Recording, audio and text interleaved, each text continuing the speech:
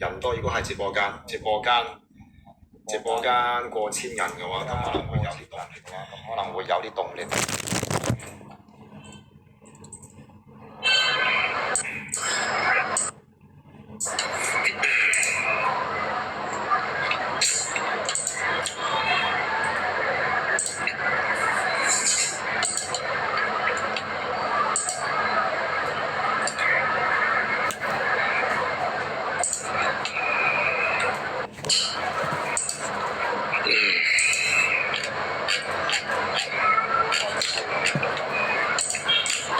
冇掛住溝女啊，我有女啊。而家我都唔需要新嘅女朋友嚟刺激我，穩定啲、平靜啲就好㗎啦。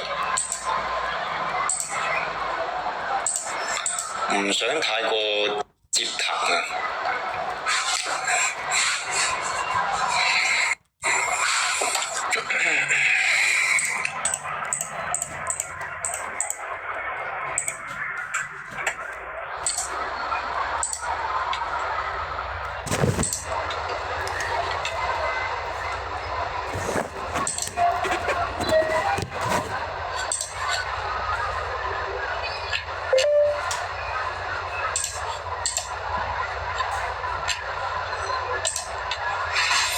咁啊！而家有一個學員，而家同條女開房，而家去緊開房途中，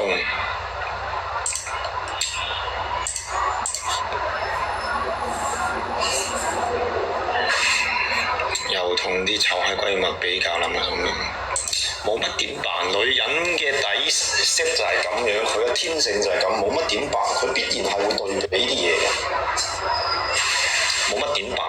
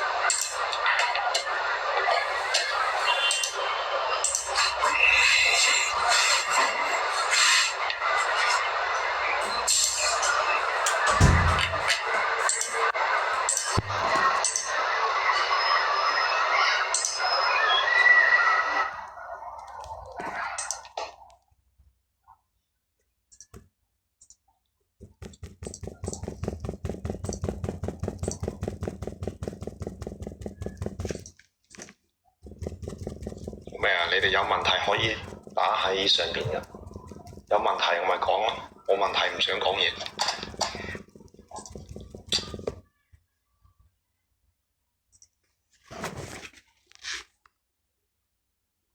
邊個大連啊？邊個大連嘅學員？我好多大連學員喎。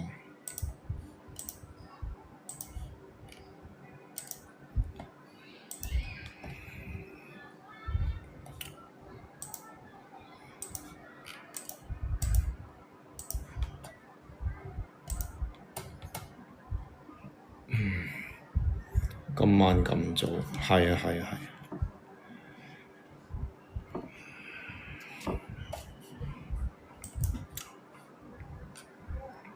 出個視頻，即係邊個啊？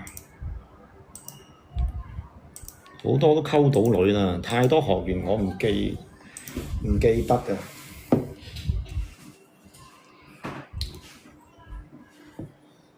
老婆生完仔唔去打工，又想接管財政大權，點辦？如果佢幫你生咗仔，我覺得你可以對佢好啲嘅。你嘅老婆驚就驚係好多閪女乜撚都唔付出，即係冇喺段關係入邊為你付出，但係佢又想去壓榨、去索取你啲嘢。咁一個女人對於佢嚟講，佢付出最大嘅嗰樣嘢，咪就係幫你生個仔咯。佢幫你生個仔之後，佢其實佢都走唔甩㗎啦。佢仲唔通仲諗住同你離婚，帶住個仔去移婚啊？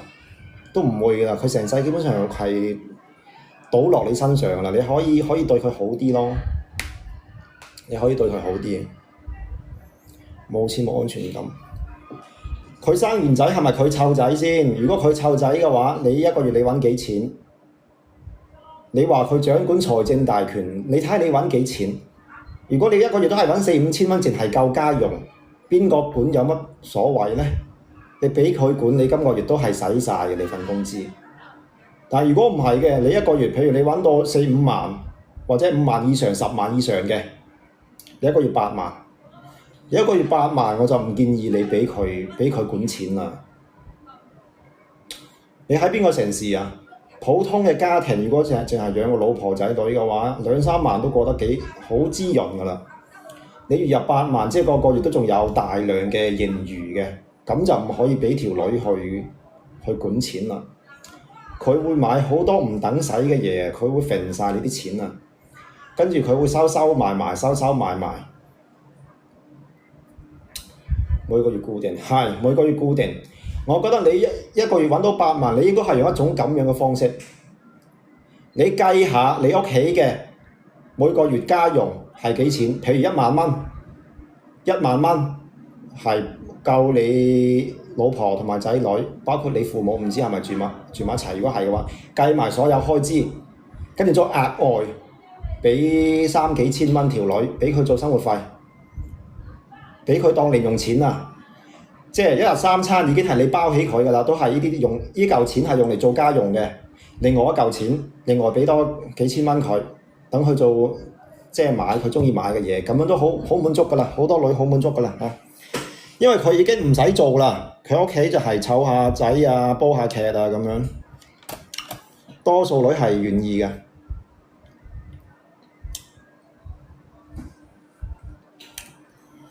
加你支出係啊，你月入8萬，你應該開支出啦。咁如果係你，我唔知你嘅老婆同你結婚之前佢揾錢能力強唔強？如果佢揾錢能力都係好強嘅，你放佢出去做嘢都唔怕。如果揾錢能力出去都係打份工幾千蚊，咁就冇撚柒做啦。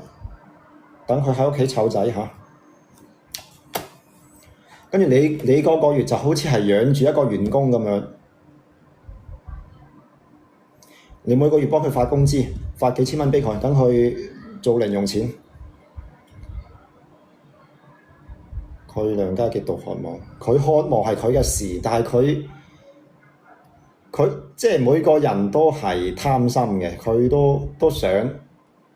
不過我之前我溝過一條女都係，佢都係諗住掌管我嘅錢，我係唔會俾佢管咯。你俾咗佢管嘅話，哇！你好大鑊喎，我覺得。你要真係條女要好信得過，如果唔係你俾佢一鑊翹起喎，佢真係飛起嚟喎。不過你嘅老婆已經同你生個仔好啲。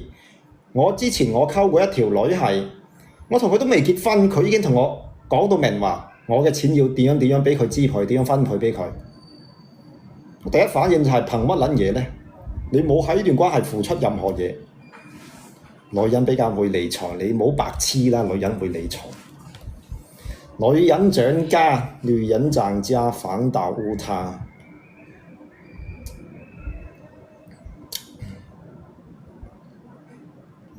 湊仔好過出邊啦，係都話如果佢出去又係揾幾千蚊嘅，打幾千蚊份工就冇柒打啦啊！你養住佢係啦，你月入8萬，我覺得養頭家係綽綽有餘。而且每個月係有大量嘅盈餘嘅，自己信不過俾你冇，係啊，任何人都信唔過，我都信唔過。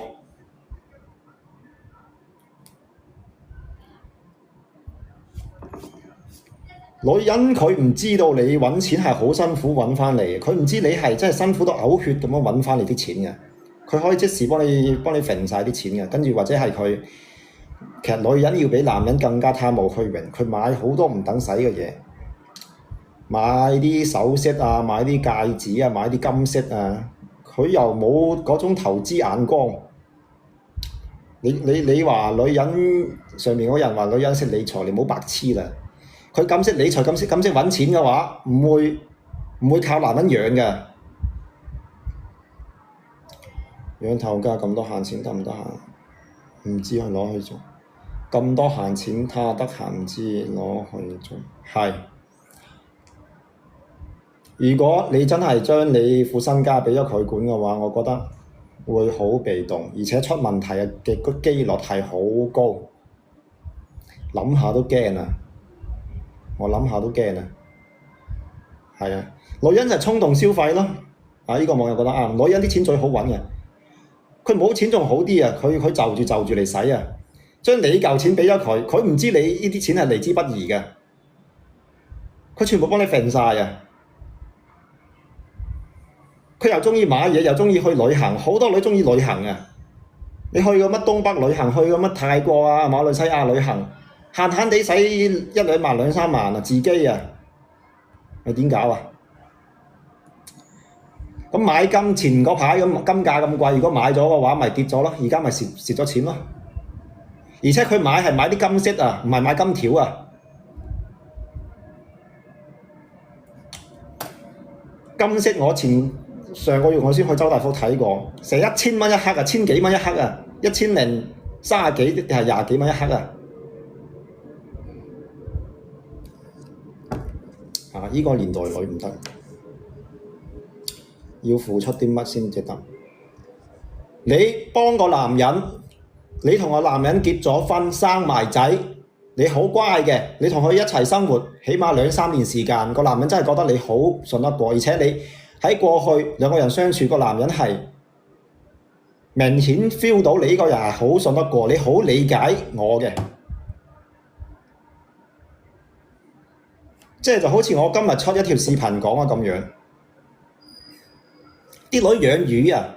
你老母你成日仲諗住啊！你對我唔好，我即時去揾下一個男人，你仲咁樣去同我博弈嘅，發神經！咁你咪爛咯，你咪走佬咯。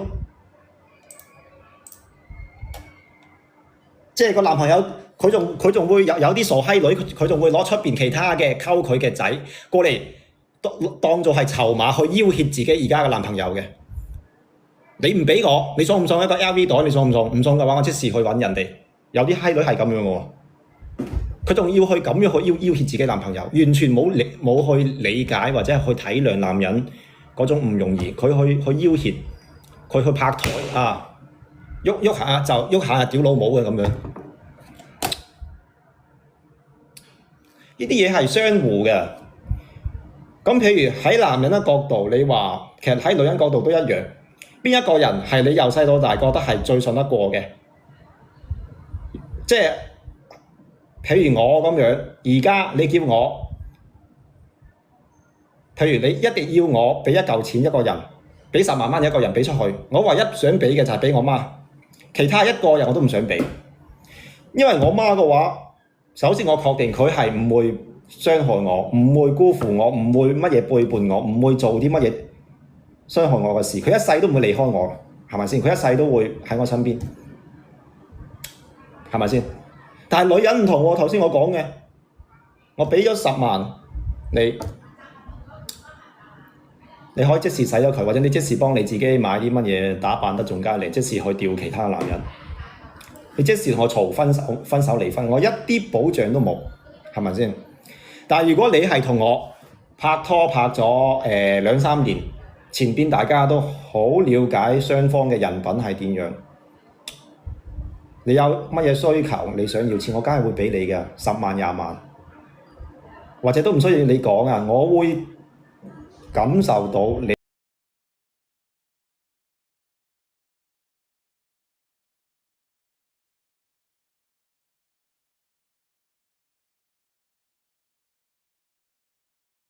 嘅我都比較鍾意買一啲相對嚟講有啲質感嘅嘢。我買嘢啊，買衫褲啊，我都唔會係貪平嘅，我唔會去虐待自己嘅女朋友或者屋企人，即係只要係條件允許嘅話，我都會對佢好嘅。但係你唔好諗住，即係有啲閪女咁樣，佢係諗住將我成個人將我食咗落肚啊，將我所有嘢榨乾榨淨啊！我係明顯 feel 到嗰啲女係對我好似係，或者唔係對我係對男人係有敵意咯。嗰啲所謂嘅撈女，佢又唔相信婚姻，又唔相信男人，淨係睇錢咁樣，梗係唔得噶啦。阿媽做我自己就係啊，即係你問我真係而家你話叫我俾錢，我俾邊個？如果我有而家一定要我俾一嚿錢俾一個人，我淨係俾我媽，其他一個人我都唔會俾。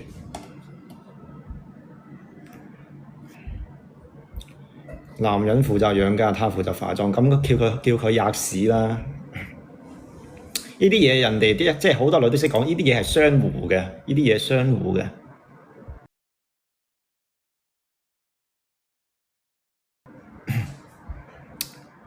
請個師都冇錢，管錢。女人本身就揾唔到錢，佢點樣識管錢啊？佢點樣識管錢啊？佢都唔知啲錢係點揾返嚟嘅。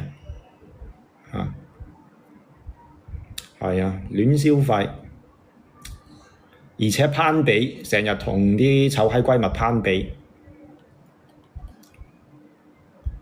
旅遊，我嘅話，你話我同埋條女，你叫我將我所有嘅呢個網友講嘅財政大權，所有每個月揾嘅錢俾佢，我覺得好難做到，除非佢真係喺我身上付出咗好大嘅代價，令到我好有安全感。如果唔係，我呢一世我都唔會做出呢個行為，冇可能嘅。其實係冇可能，基本上以目前嘅我嚟講冇可能。佢裝 B，佢自己揾到錢，佢咪裝 B 咯。成龍大哥，成龍嗰段採訪係我睇過好多次啦。其實成龍講話佢防佢嘅老婆防咗30年，咁到一早嗰幾年，其實成龍已經係將佢副身家俾咗佢老婆嘅，知唔知啊？你而家查下，而家成龍係將佢老婆即係俾咗錢佢老婆嘅，而家冇防啦。但係就係到咗呢個地步，大家老夫老妻啦，你唔會走佬噶啦。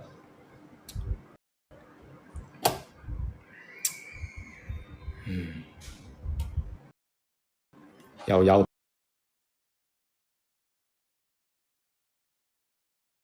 提示啊！直播間有提示啊！你講嗰種女人好討厭，你作為女人好討厭，講明你係幾好嘅，講真嘅。但係我頭先講嗰種女人都幾多下，係。樂返咗學校啦，樂返咗學校啦。支持你叫我俾，我淨係想俾我媽。而家咁，你係都要我俾嘅話，我都就係想俾我媽。其他任何人我都覺得俾咗就係石沉大海，抌落鹹水海咁，基本上差唔多。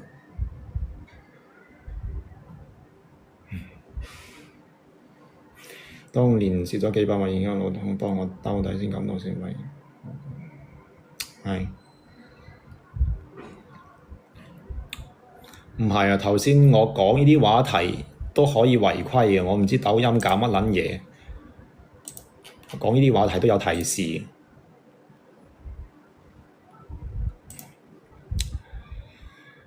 你一個月揾1萬，你老公揾3萬，可以啊。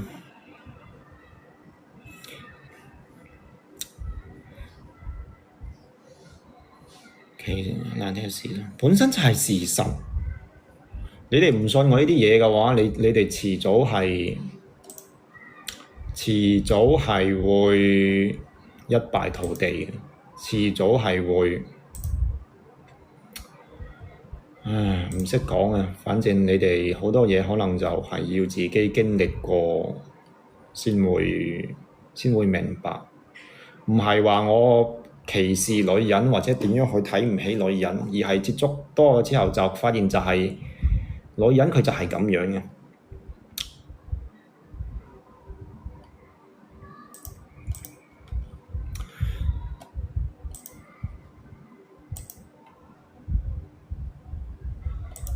強勢嘅女人都係垃圾嚟嘅，喺我眼中，即係我講係長期關係嚇，做老婆強勢嘅唔得嘅，成日同你唱反調，搞破壞唔得嘅。我行內唔會嘅，而家成個經濟大環境咁樣，好多女係要焗住要去結婚嘅，冇咁串啦，明顯冇咁串啦。其實而家國內啲女人，即係嗰啲閪女最猖獗嘅年代已經係過咗去啦，而家逐漸回歸緊啊！早嗰幾年係做撈女好過結婚，但係逐漸呢2年佢會發現做撈女揾唔到食啊，因為冇乜老細，冇乜大款啊！咁冇大款唔通靠自己咩？靠自己佢邊度夠男人內捲嘅？佢鬥唔過競爭唔過男人㗎嘛，咁最終佢都係會回歸家庭，因為佢總係要有個男人喺身邊依靠住嘅。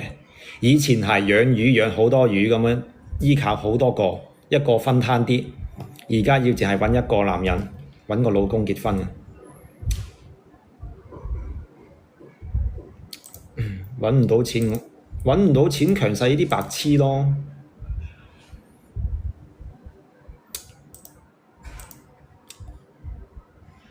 婆婆媽媽係女人嘅性格冇可能係可以做生意創到業㗎，你信唔信我講嘅？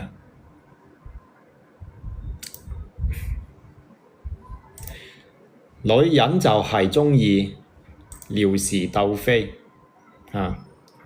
坐埋一齊就係即係點講啊？就係講啲八卦嘢，你叫佢好似男人咁樣去競爭、去內捲、去捱更抵夜去做嘢，佢根本做唔嚟嘅。你又攞董明珠，呢個寧靜致遠，你今晚問咗好多個問題，好白痴，我係想將你拉黑嘅。極少。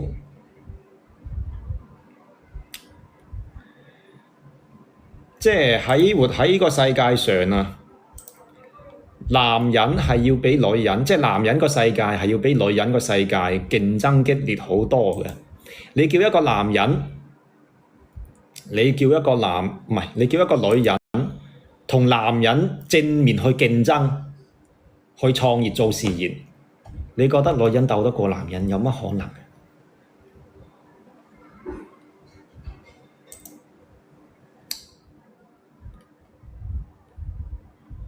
女強幾十人工廠都係我哋建立嘅，舊師傅咁好叻啦！咁呢啲就好叻，反正我冇即係見到呢啲嘢就好少啦，基本上都係男人。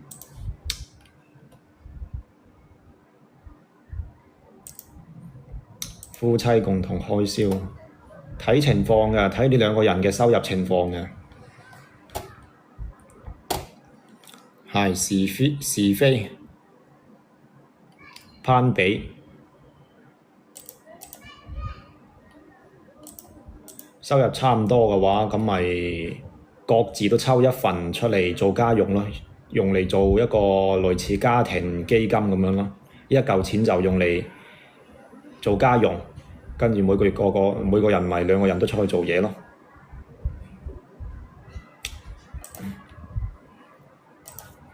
冇㗎，揾到錢嘅，其實出邊多數揾到錢嘅女人，你分析到最後，佢都係靠男人嘅，佢都係因為傍住有個背後有個男人，只不過好多人唔知㗎咋。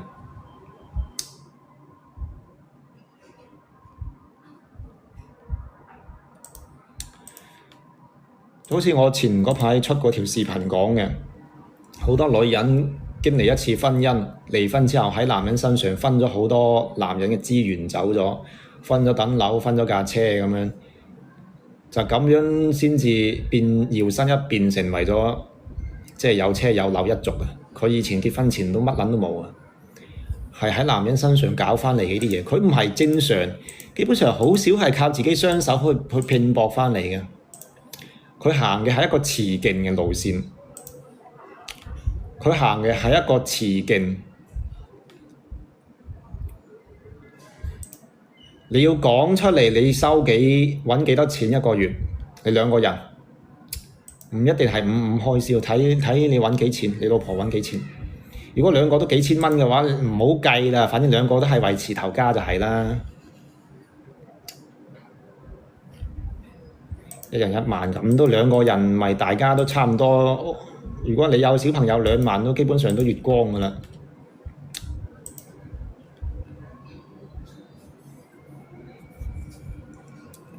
又永博到5個男人係啊，女人我都話，唉，我重複又重複，都唔想去詆毀貶低女人。其實就係佢各方面智商、情商、體力都唔及男人嘅，最終係要睇生產力嘅。男人生產力就係強過女人嘅。我上次有條視頻咪話叫你哋對女人去微，我話男人嘅身形啊，各方面都更加比女人更加有美感，身材更加高大，肌肉線條更加優美啊，輪廓更加突出，係因為男人幾百年以嚟啊，要參與競爭啊，要出去揾食去打獵，所以男人進化出嚟成個外貌都要比女人係更加出眾嘅，已經係喺外貌上面已經係進化到咁樣噶啦。所以唔知之前有一個外國嘅科學家定係嗰啲乜嘢生物學家，佢一句話概括就係話女人要比男人進化遲咗500萬年啊！即係女人係各方面對比男人嘅話，佢係進化慢咗一段時間嘅。我都話男人嘅輪廓成個外觀都係要比女人更加有美感、更加高大，因為男人係更加先進嘅一隻物種啊！各方面對比女人嘅話，各方面都係更加先進，明唔明啊？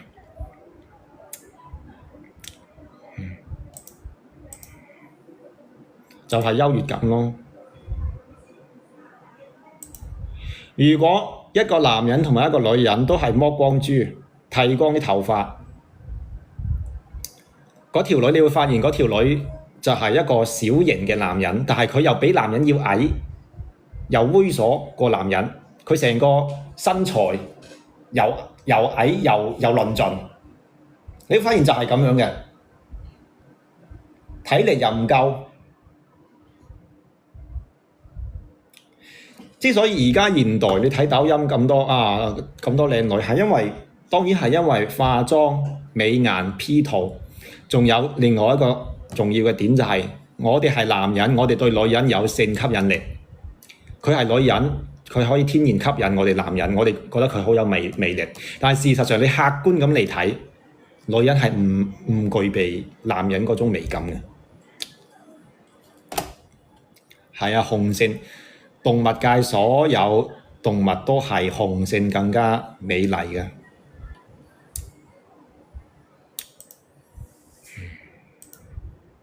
你笑死，咁你咪死咯，咁你咪去死笑死咯。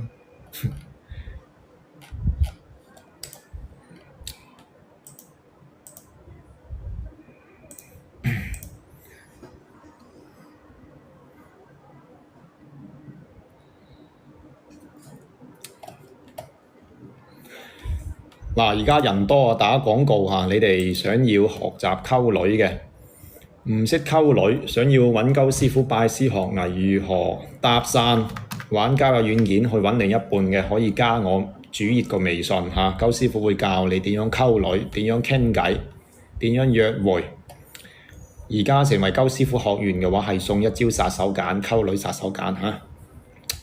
之前有網友用呢一招，一年係揼咗102條女啊，知唔知啊？勁到咁樣嘅。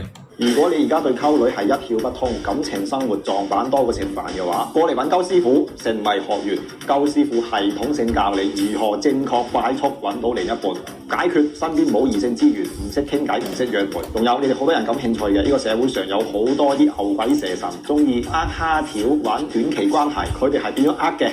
鳩師傅會一一話你知。要拜師學藝加我微信，你係男仔性格係嘛？其實啊，你哋接觸嘅女人唔夠多啊。我曾經接觸過好多條女，一開頭佢話我自己係做事業嘅，我做邊行，我而家經營緊乜嘢一間公司，點樣。我以為佢真係有本事，我以為佢真係靠自己創業創到出嚟。等到你真係同佢深入接觸之後，發現佢背後係傍住個男人㗎，都係咁樣㗎。我經歷過好多條女都係咁樣㗎。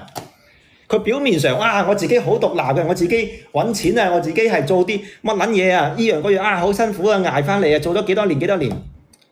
開頭我相信佢啊，佢講到似層層，我覺得佢真係一個有本事女強人。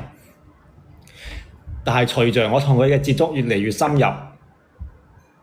因為你知鳩師傅有個習慣係，佢一旦做咗我女朋友嘅，我係鍾意查佢手機嘅。你會發現佢都係傍住有男人㗎。佢之所以佢話佢嗰啲乜創業搞得起身，因為嗰個男人嘅存在啊，唔係佢啊，個功勞唔喺佢度嘅。佢只不過係傍住嗰個男人嘅，你明唔明啊？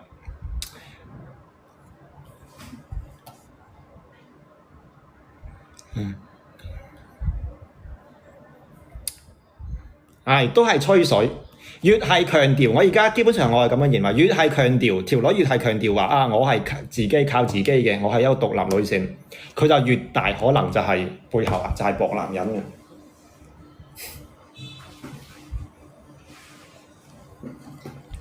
你唔好話我講得極端，你出去多啲接觸啦，多啲接觸女人啦。25萬 Benz，25萬咩 Benz 啊 ？CLA 啊，最 cheap 嗰架。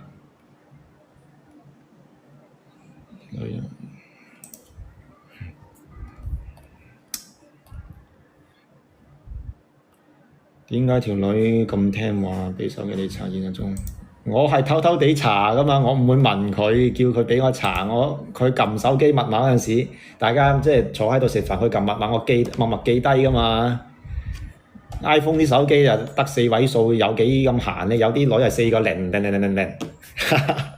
咁到咗嗰晚，佢喺我度瞓覺，瞓到咳聲，我半夜起身屙夜尿，我咪查佢手機咯，拎住個手機去廁所，咪睇半個鐘，乜都明白晒啦。唉，獨立靠自己，你靠條撚咩？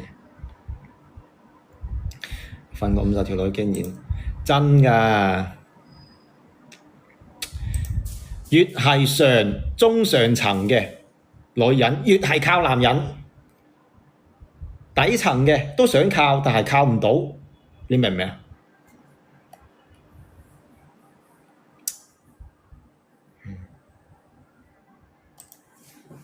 睇完而家我睇多咗，我都心淡，我都唔會咁執着，因為我一開頭而家我就唔會對邊一條女係有嗰種好純愛嘅感覺。我都知佢係，我預咗一見佢第一面我就知你一定係傍男人。而家你有個咁嘅生活質素，你係咪家庭條件好好？你屋企係咪有企業嘅？冇嘅話，你打份工嘅，你咁精緻，你維持咁高嘅生活成本，我就覺得你8成係9成係靠男人嘅，背後有男人嘅。我已經預咗係咁，跟住我查佢手機嗰晚，我查佢手機，我只不過係確認下，確認真係咁樣啊，得啦，繼續瞓覺。原來就係咁樣一回事嚇，就是這麼啲嚇。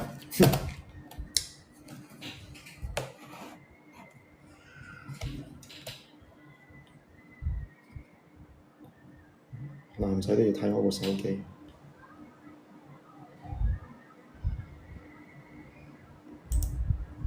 因為發神經去相睇，我使相睇嘅咩？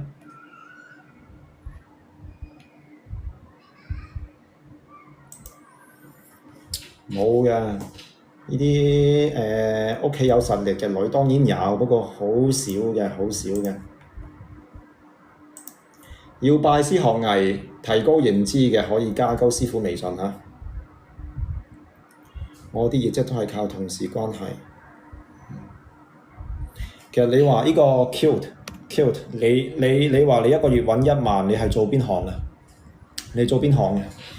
你一個女仔，如果係你冇乜家庭條件嘅話，如果你而家又係20零歲，你揾1萬，我覺得算係咁嘅啦。好多都要揾幾千蚊。加我手指住直播間1毫米，我小號主頁有我微信嘅，有我微信，加我微信。做車行，即係賣二手車啊？定係新車銷售啊？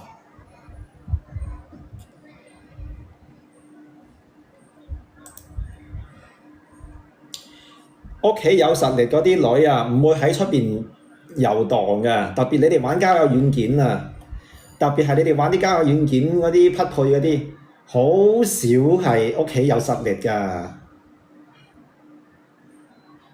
萬中無一，甚至10萬中都無一啊！屋企有企業望到閪咁噶，你知唔知啊？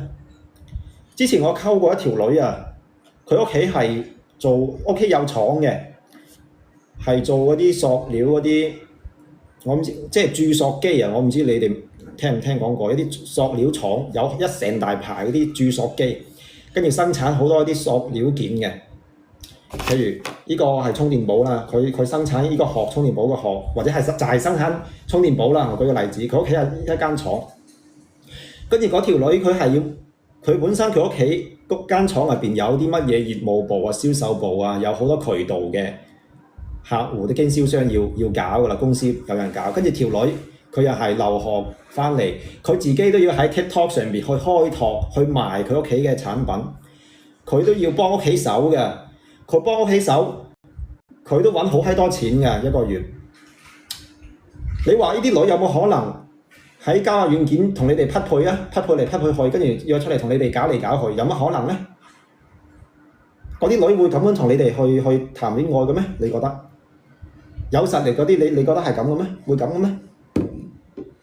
屋企有廠即係所謂廠二代，或者唔係廠公司有企業嘅，佢本身佢屋企係有生產力嘅。望到閪咁嘅，你睇鳩師傅我咁樣我都望到閪咁噶啦。你真係屋企有大企業嘅，會咁撚樣？會將自己打扮到濃妝豔抹，打扮到咁精緻？唔現實啊，一啲都唔現實啊！溝有紳士風度，賣新車，賣咩牌子嘅新車啊？你賣咩牌子新車啊？精品部同事車銷售，我啲料，佢陰陽咪陰陽咯，想親我流量，有時你啲女揾男人咁，係啊，嗰啲女梗係會門當戶對嘅，冇得傾嘅，好揾錢特別係，反正當時有嗰條女佢就係、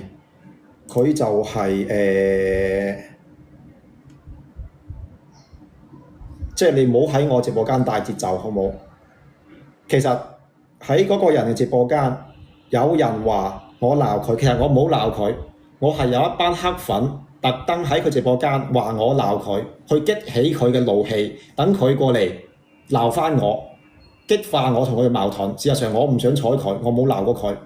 你都冇喺我直播間帶節奏 ，OK？ 我唔係驚佢，我唔想同佢扯啲是非。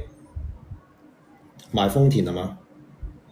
係啊，你有生產力嘅話，你本身你係好忙嘅。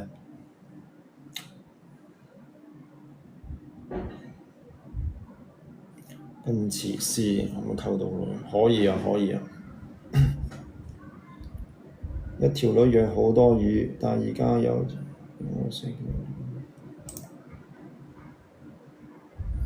屌你屋企有公司，對於屋企有公司或者有廠嘅人，佢每日嘅時間都係唔夠用嘅。佢每日嘅時間都唔夠用，佢啲嘢係做唔晒嘅。整咩用啊？你咪發神經啊！女人比女孩子好追。我唔知你呢句説話咩意思？你溝咩女孩子啊？你唔溝成年人，溝咩女孩子啊？收入越高，樣貌越隨便，係。我講過好多次啦，啲女如果佢係好精緻嘅，做指甲啊，每日化妝啊，每日要襯衫褲啊，又眉毛又睫毛啊。Kili Colin 你老母嗰啲一定係窮閪嚟嘅，我唔係去詆毀佢，一定係又窮又窿嘅，就諗住引男人嚇。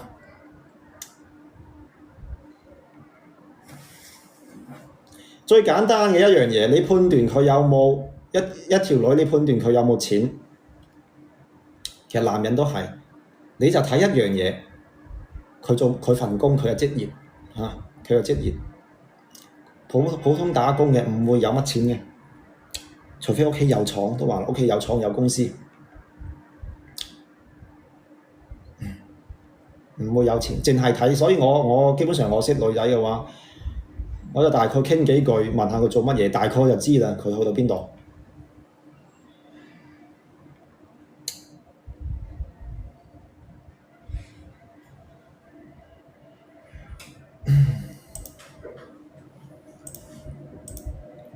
氣唔夠，銷售攞命係嘛？係啊，講嘢都唔夠氣啊！做前台唔係好忙係嘛？做前台應該唔會好忙嘅，屋企有租收，呢啲都唔係好多係嘛？呢啲都唔多嘅。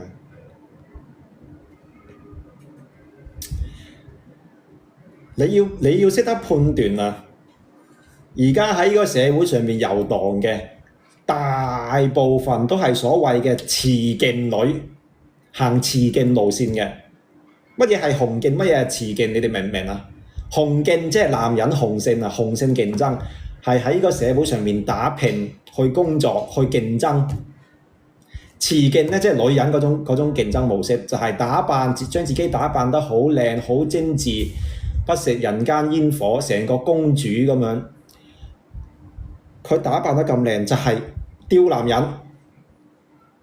咁佢每日嘅時間就係放喺打扮自己上邊，花好多個鐘打扮，跟住瞓覺。我識好柒多女，一日瞓覺瞓10幾個鐘嘅，一瞓醒就係化妝扮靚影相。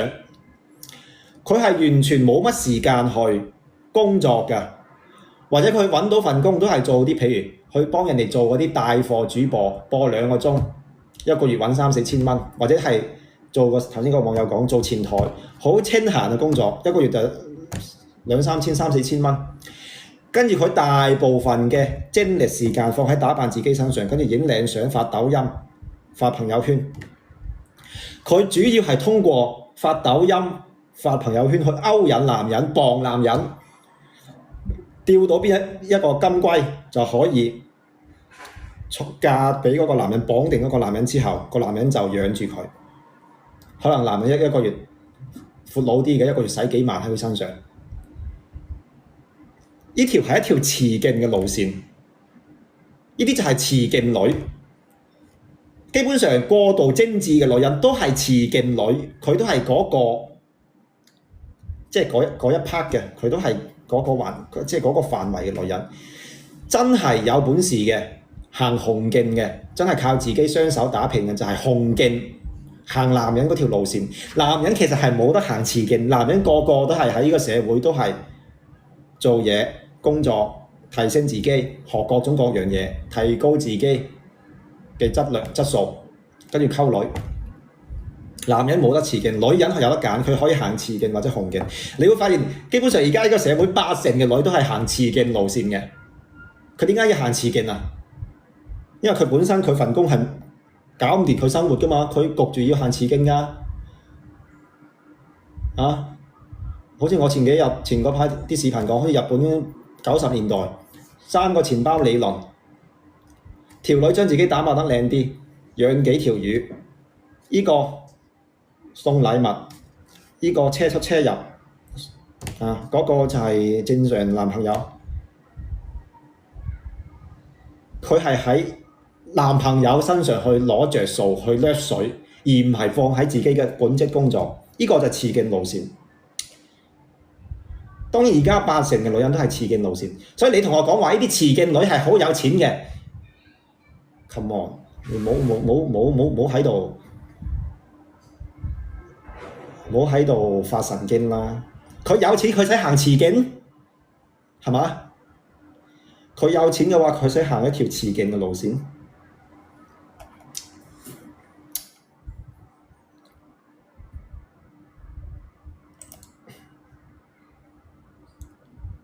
收入咪搞男人㗎，搞舔狗㗎咯。為什麼開 A6冇女仔？你要揾鳩師傅拜師學藝，要揾我拜師學藝嚇，唔係嘥咗你嘅 A6。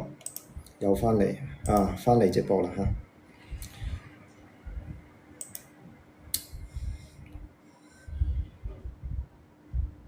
係啊，都係雌競女，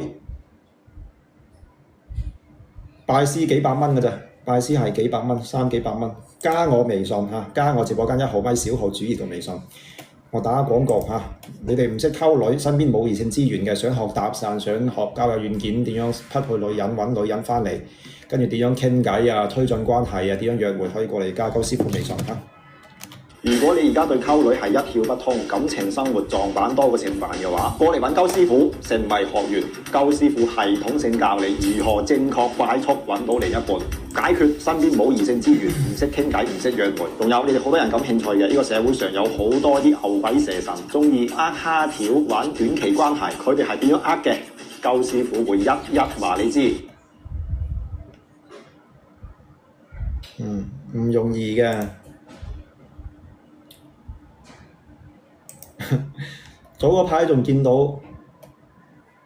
有啲閪女話啊，男人要好捨得啊，將你啲錢俾自己嘅女朋友啊，要用錢翁啊。如果唔係嘅話，啲女人發奮圖強啊，佢自己去揾錢啊。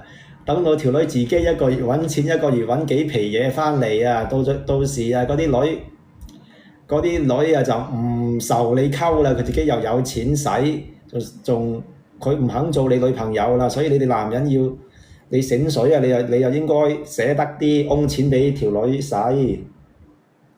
即係抖音上面好多一啲弱智嘅人講啲咁嘅説話，佢以為揾錢好好揾喎。佢話啊，唔係嘅話，你女朋友發奮圖強，自己出去揾好多錢翻嚟，自己出去創業成功啊！佢以為創業咁容易啊！佢以為出邊係即係周街都係錢等佢執咁樣嘅。你用溝女食飯，非常講技巧，係啊！女人做啲乜可以幾皮嘢，我都唔知。你問我都唔知。但係之前我係見到抖音上面有人咁樣講啦，佢話啊，你哋男人啊，有條女肯跟你佢貪錢係好事嚟嘅。佢話條女貪你嘅錢係好事嚟嘅。如果唔係嘅話，佢唔貪你嘅錢，到時佢自己發奮圖強，自己出去揾嘢啊，自己創業啊，咁你就閪晒㗎啦。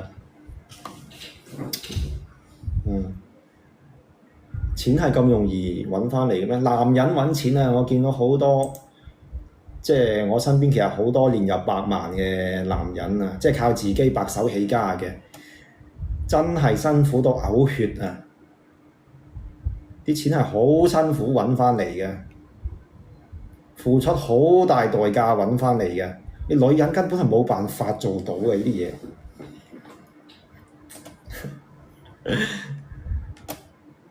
拜師學藝加微信嚇，而家成為鳩師傅學員送一招殺手鐧。殺手鐧係玩短期關係呃卡條嘅。之前有網友用呢一招係一年溝咗食咗102條女，而且係唔需要你點付出嘅，條女開好房等你啊，可以做到咁樣嘅佢哋。想學習想開下眼界嘅就加鳩師傅個微信啊！你辛苦最主要一點係，你就算辛苦，你未必攞到結果啊！你創業未必成功嘅，唔係辛苦，辛苦係一回事，辛苦係好基本嘅。最主要係冇，最後都係好多都係失敗收場嘅。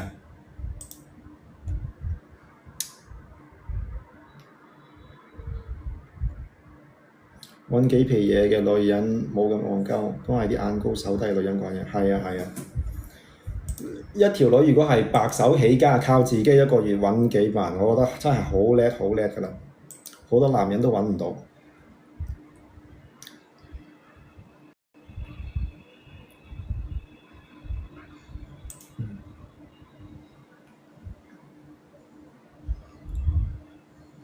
具體點辛苦揾翻嚟？唉，我好難教你，冇呢啲唔係三言兩語講得清楚嘅。你問得出呢個問題，講明你冇潛質嘅，你仲唔明白？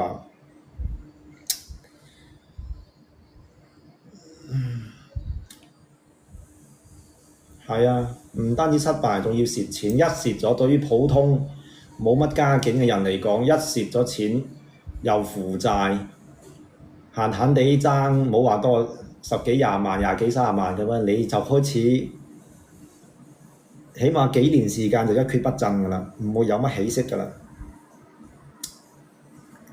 對於一個普通人，你負債個幾廿萬，你成世就係咁打㗎啦。打工仔嘅話，你呢一世都還唔清㗎啦。其實基本上你呢一世係判咗死刑㗎啦。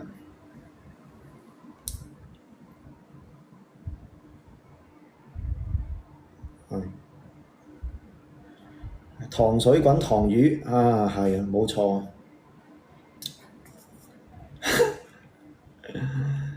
邊有咁容易啊？所以啲撈女博主仲話，男人啊、女人、女性創業啊、獨立女性啊，到時佢揾好多錢啊！你老母啊！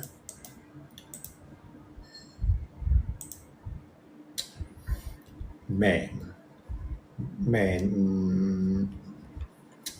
唔係好順，唔係好順。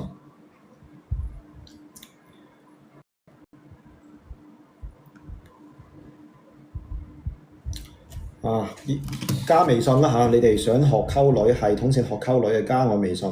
唔識傾偈，唔識推進關係，加微信。包括我頭先講嗰啲女人啊，行持勁路線嘅女人，佢都最多係行幾年時間。一般啲女開悟，佢有呢個意識啊，諗住搞男人錢，都係到咗20零歲佢先會有呢個有呢個意識。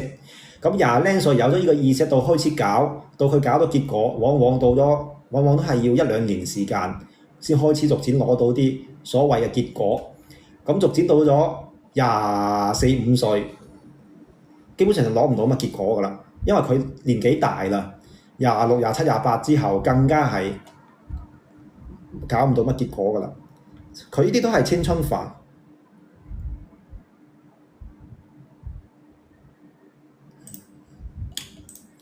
你死你嘅事啦，唔好框落我度，好唔好啊？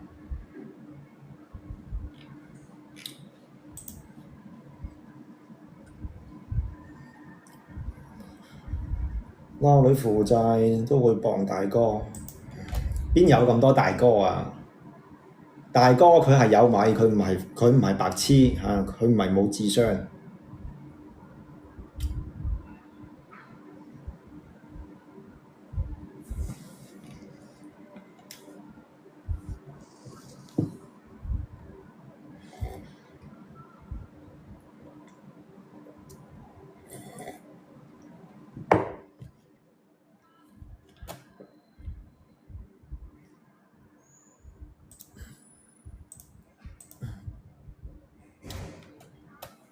抖音直播又斷咗咯，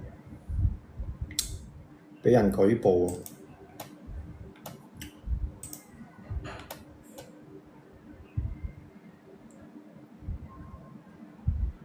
抖音嗰邊封咗10分鐘啊，不良價值。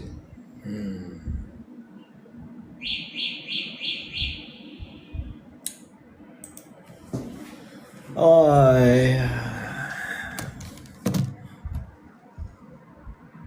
調返轉，你係女人使1萬，你問佢借幾百，第2日還返佢。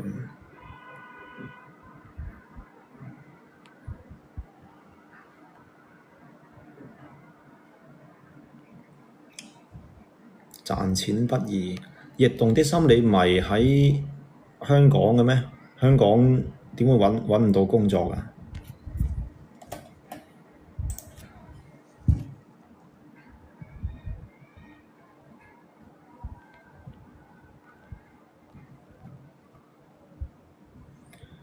佢封咗我，佢話我價值觀唔啱啊，可能係講嗰啲女人傍大款嗰啲，佢唔畀我講啊。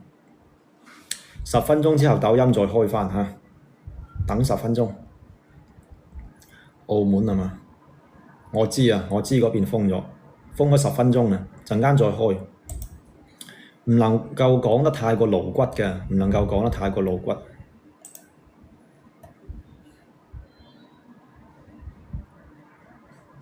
而家乜嘢都係話封，係啊。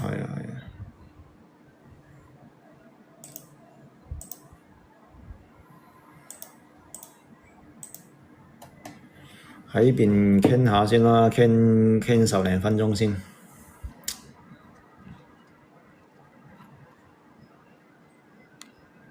邊個話粵語唔怕嘅？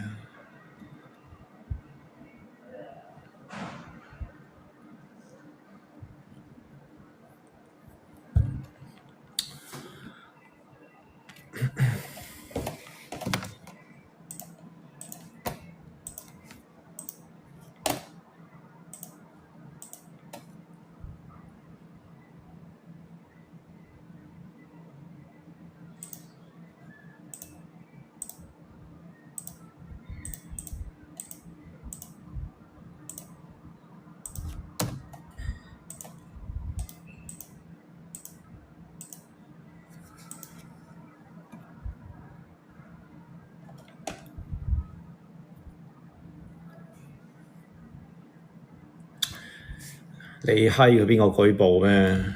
我都冇乜所謂啊，封咗咁多次。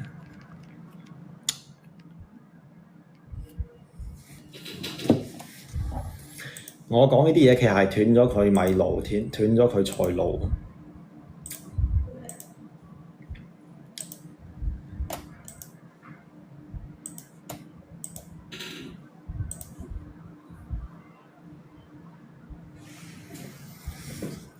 冇講有啲男人係索女人錢，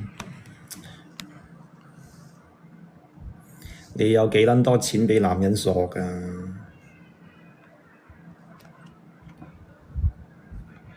我講嘅係普遍大數法則，大多數情況都係女人搞男人錢，男人有幾多個搞到女人錢嘅？呢個社會嘅財富資源嘅分佈，大多數都喺男人手上，女人手上都冇乜資源，冇乜錢，男人搞你啲錢做乜撚嘢呢？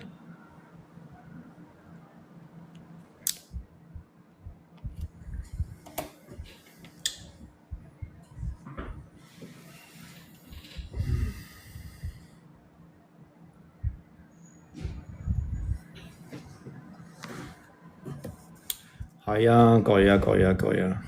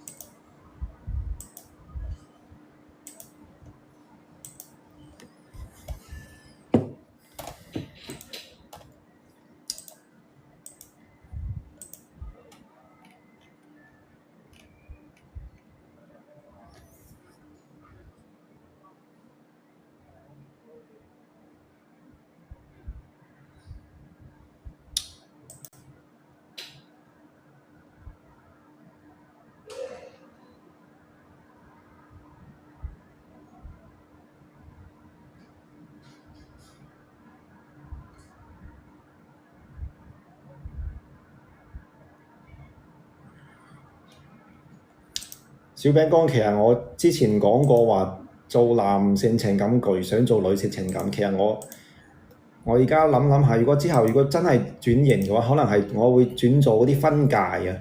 我係轉做分界，即係男女都做啊，係變咗咁樣啊。如果我即時做咗女性情感嘅話，即係將我而家嘅所有男性粉絲唔要晒，咁樣好嘥啊！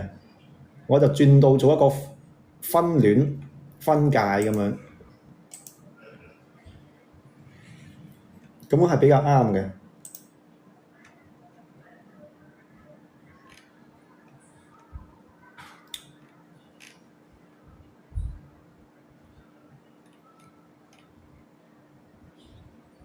無可係會轉嘅，我覺得係遲早嘅事，都係要轉㗎啦。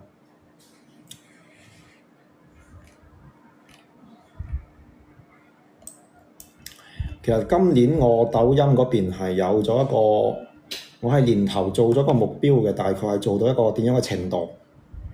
我再做3個月，做到大概係8月份，我今年嘅抖音嗰邊嘅目標就完成咗啦。即係到咗8月份之後，如果轉嘅話就係8月份。而家就仲有100日，應該係9月份就徹底開始轉做嗰啲分戀好過啦。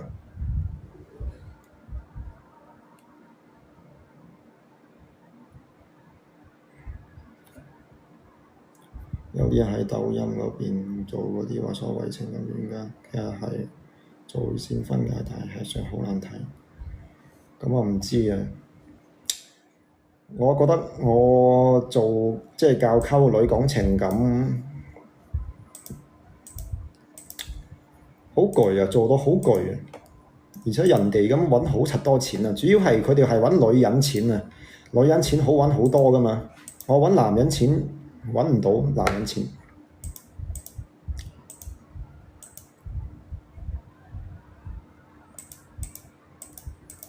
揾到都係揾得好辛苦啊！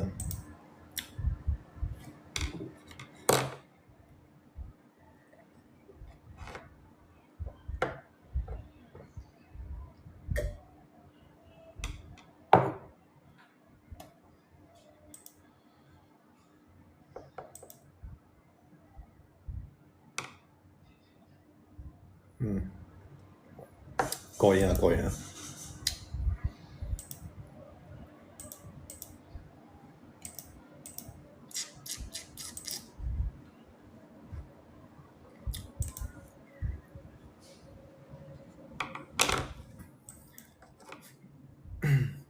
佛山嗰邊之前有個做分界，佢哋係收費收好貴嘅，男人女做分界嘅話，其實就係揾女人錢，女人行價，一個收8800啊，12800啊咁樣，幫佢介紹。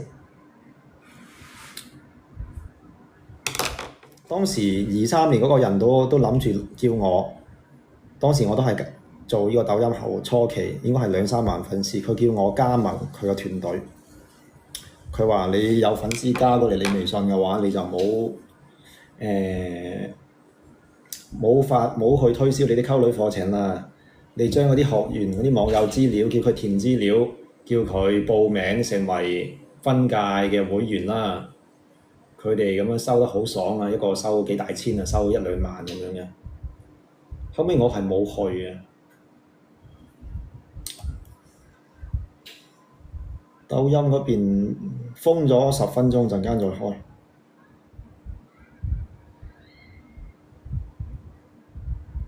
邊個號啊？抖音邊個號啊？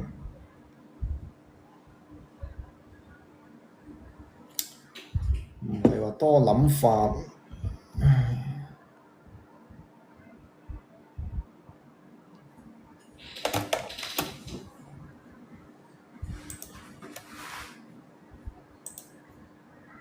你要睇到個勢頭啊！你睇下你付出幾多，人哋付出幾多，你揾幾多錢，人哋揾幾多錢，你要睇呢啲嘢。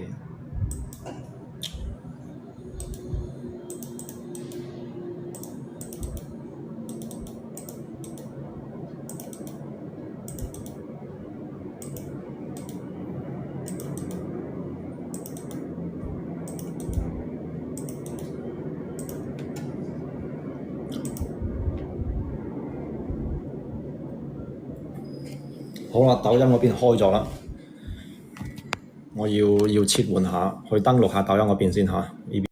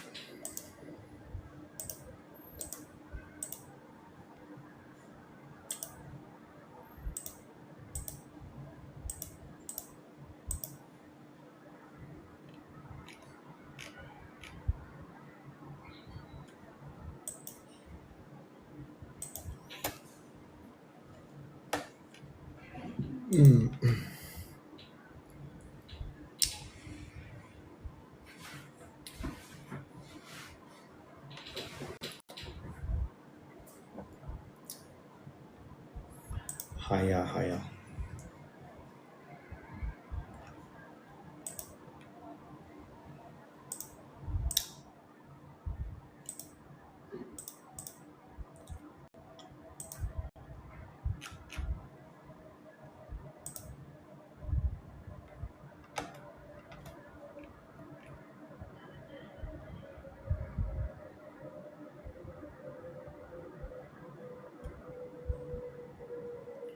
當年日本女為何可以一個掉三條仔？因為經濟騰飛啊嘛。日本80年代，你有冇了解當時嘅社會背景啊？同埋中國10幾年前過去嗰10年8載嘅經濟騰飛係一模一樣嘅。因為當時日本經濟騰飛啊，跟住啲商家為咗做生意。各種各樣嘅廣告都係吹捧女人嘅，因為女人嘅天性就係容易衝動消費，鍾意扮靚，女人消費力強，女人大花灑，所以商家都係吹捧女人仙女。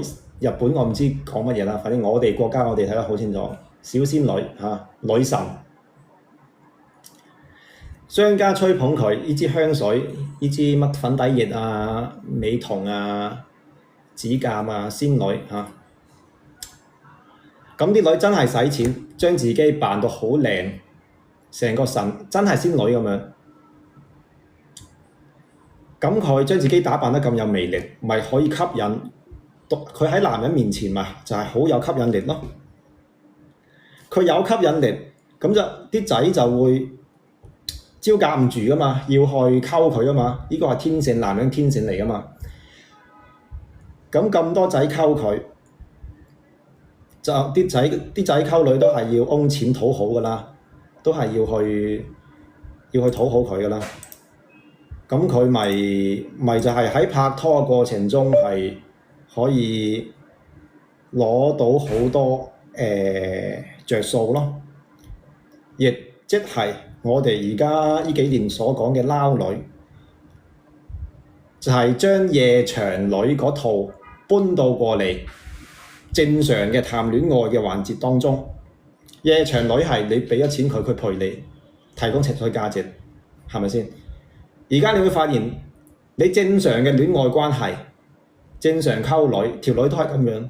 你想我做你女朋友嘅話，拖手，你想拖我手，你要有所表示。要攬攬錫錫，要有所表示，要對我好啊！每一步都係一個關卡。咁佢多咗男人養佢、討好佢、轉移支付，即係嗰啲錢其實係女人揈出去使嗰啲錢，其實喺男人身上，其實嗰啲錢係男人嘅錢嚟㗎。只不過係男人嗰啲男人進貢俾條女，去為咗討好嗰條女，跟住條女就將呢啲錢使咗買靚衫打扮自己，化靚妝啊！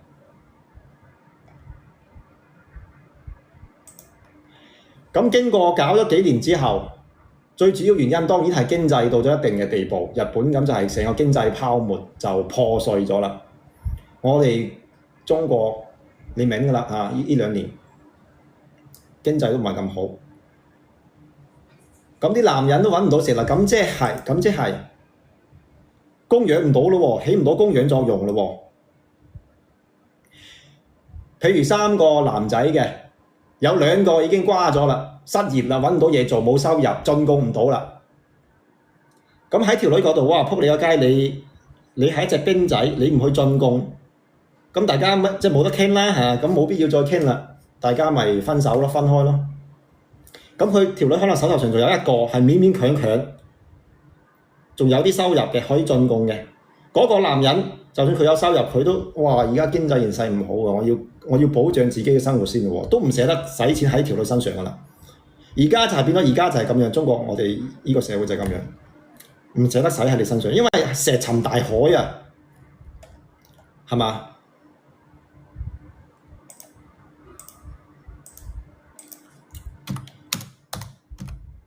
變咗係石沉大海。咁喺條女角度，原本係有3個男朋友，而家3個基本上個個都反晒肚啊，個個都瓜晒咁樣啊，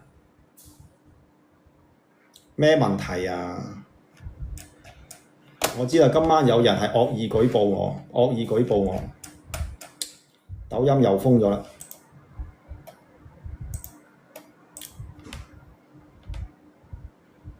又封咗10分鐘啊！佢唔俾我講呢啲嘢啊！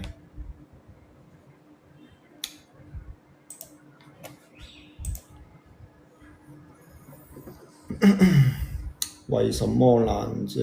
勁啲字講，你打啲字打好啲得唔得？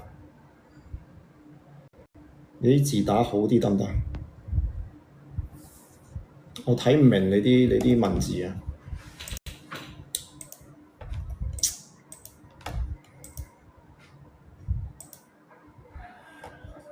今晚有人及住我直播間啊！由佢啊，由佢。又封咗10分鐘啊！有人係一直點緊舉報嘅，我應該係。我大概知係邊個。一係就係我今日出嘅嗰幾條視頻吸引到一啲女，一係就係邊個唔講啦嚇。又封咗10分鐘啊，冇乜所謂啊！再講下，講到11點就夠2個鐘就落線啦，落播啦。今日直播間係俾人及住啊！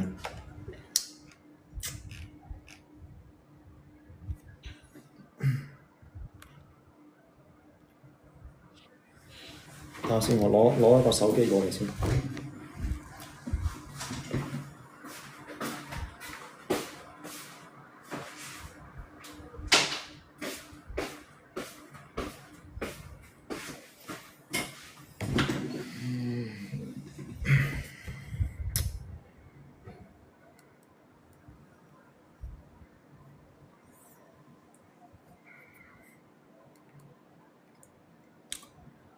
真理總係少數人，唔係啊！有啲人係今晚舉報我啲人係眼紅啊！我大概知係邊個。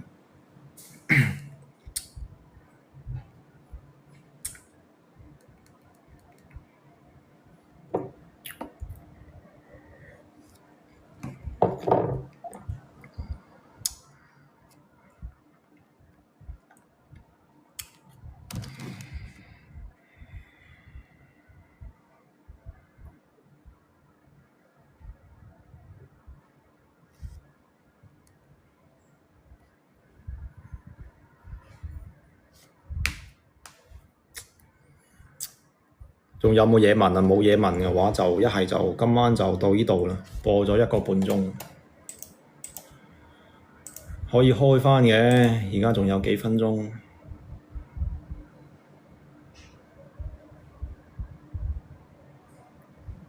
鋪發交五電水。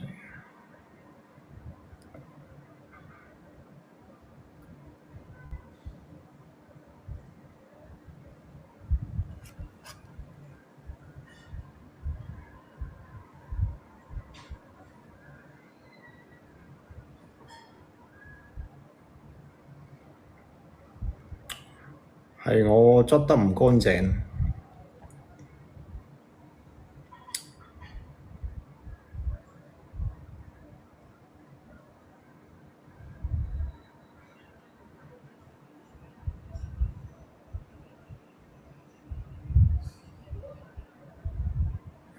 今晚應該係有啲，我今日喺抖音發嘅兩條視頻，有啲閪女即係踩親佢條尾啊！佢舉報我，應該係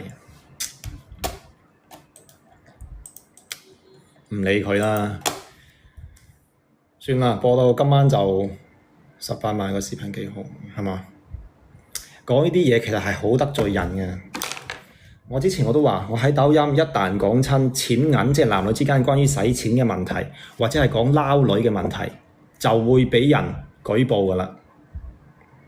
因為喺條女角度，我係教精晒啲男人。原本嗰啲男人係使錢使喺佢身上㗎，而家嗰啲男人唔使，即係直接就係觸及到佢嘅利益啊！你知唔知啊？一旦講呢啲視頻，就會係招惹。就係咁啦，冇辦法啦，係斷咗人哋財路啊！得啦，今晚播到呢度啦嚇，聽晚再繼續啦。今晚直播1分錢都揾唔到，播咗個幾鐘1分錢揾唔到，所以小餅哥你話我，你理解我，我覺得真係好多謝你啊！不過今日我實質上我過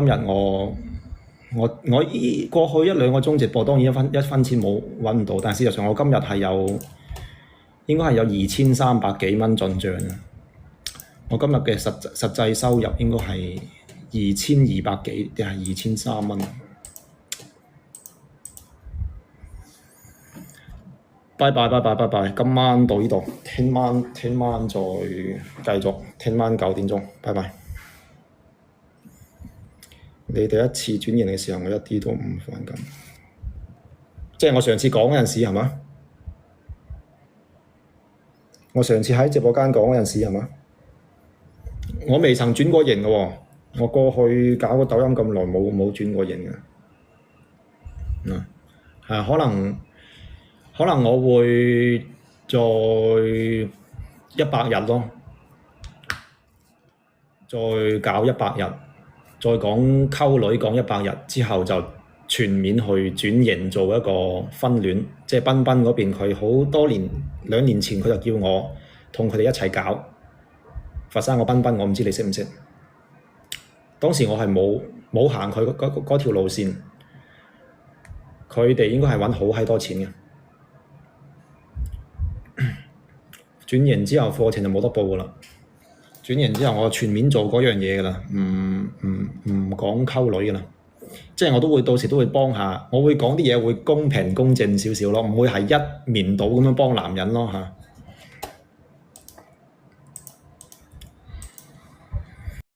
到時我嘅內容大概就係類似其他啲相親博主咁樣咯，講現實，講好多婚姻家庭嘅嘢咯嚇。